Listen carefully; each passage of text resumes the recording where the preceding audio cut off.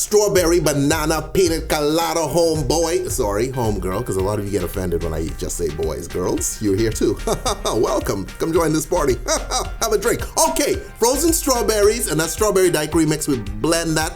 And we go about like a third to a quarter of the way full, okay? No booze in there, so this part's not special, but it adds to the flavor once we're done. Here's where it gets good. Ice, frozen pineapple chunks, frozen banana, okay? When last you seen that? Hit it with some rum, okay? We can double up on the rum in here because none in the bottom. Okay, then we come behind that with some coconut rum. Hit it with some pineapple juice. Make sure you get a lot of rum in there, guys, okay? You're making up for 2 parts.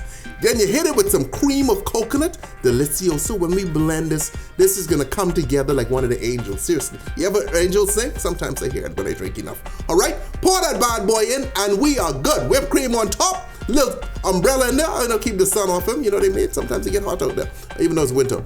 Stay tipsy.